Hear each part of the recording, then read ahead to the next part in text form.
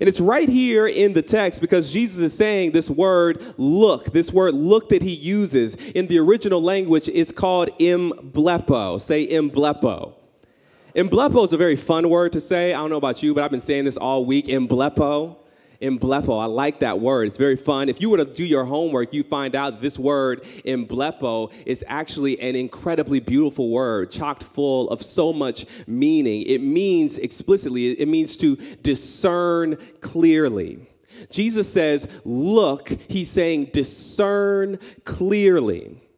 This is the word that Jesus actually uses in Mark chapter 8, where the story is told where Jesus reaches out and he heals the eyes of a blind man. He gives the blind man sight. He puts his hands on his eyes, and the Bible tells us that when the man opened his eyes, his sight was restored, and he, emblepo, saw everything clearly. And Jesus is trying to help us by giving us the secret. He's communicating that the cure to your worry, the first step in growing your trust in me is to emblepo. It is to see things clearly. In other words, Jesus is saying, allow me to provide some perspective in the midst of your worry.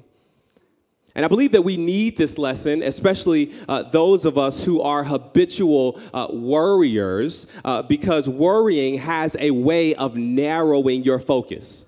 Worrying has a way of putting blinders on you where all you're able to see and all you're able to think about are the negative outcomes. You start going down this path of destruction on this bad thing is going to happen, after this bad thing is going to happen, after this bad thing is going to happen. It's like, Lord, I don't know if I can do this because, first of all, my Netflix is going to get canceled, and then after that, I'm going to be bored, and then I'm going to lose, sense of everything, and then I'm going to lose my job and be homeless. And then my kids are going to get on drugs. Like you just start going down this path of just everything is going to be awful. When you are worrying, it just starts to blind you, and it starts to put you in this cycle, this circular kind of thought process where even when positive things come into your thoughts, you find a way to change that to be a negative, and you're just going around in circles. And Jesus is saying, look.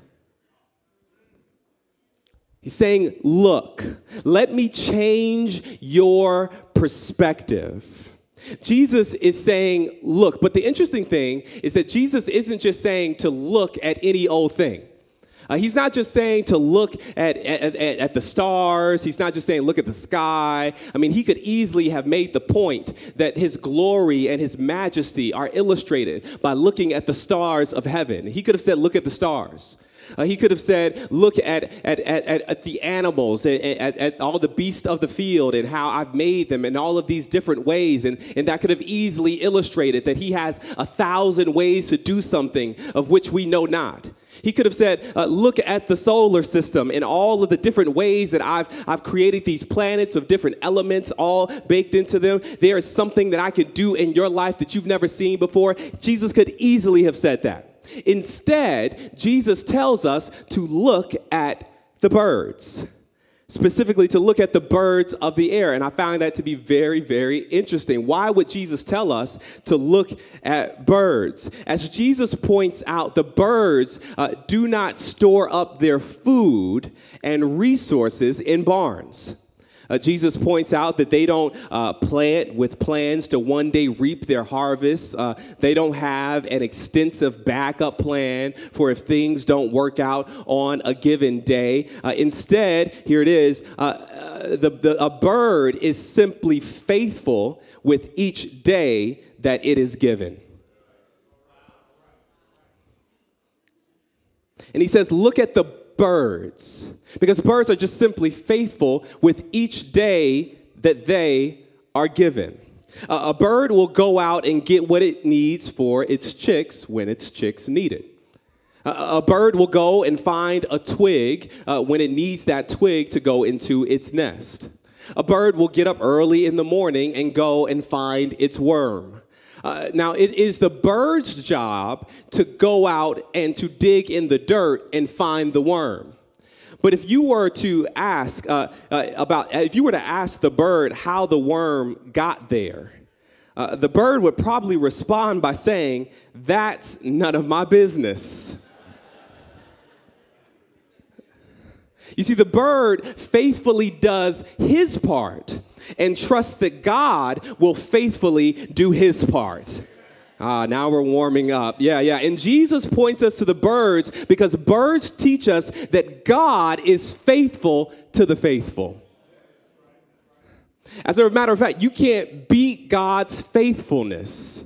Now, the lesson is that we ought to be faithful to the work that God has put in front of us today and allow God to take care of tomorrow. Jesus is basically saying, look at the birds, look at my handiwork, look at my faithfulness, look at what I've done with these faithful creatures so you can trust that I will take care of you. And I really think this is a good place to talk about the fact that we really need to start being witnesses to the faithfulness that God has been in our lives.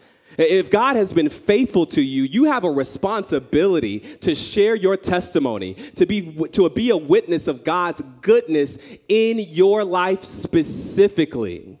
I actually believe that there's someone in the room who actually needs you to stand as a witness to God's faithfulness in order to get the victory in their own life. I believe that because sometimes we just need a change in perspective. And Jesus points us to the birds to remind us that I am faithful to these faithful beings, so you can trust that I will be faithful to you.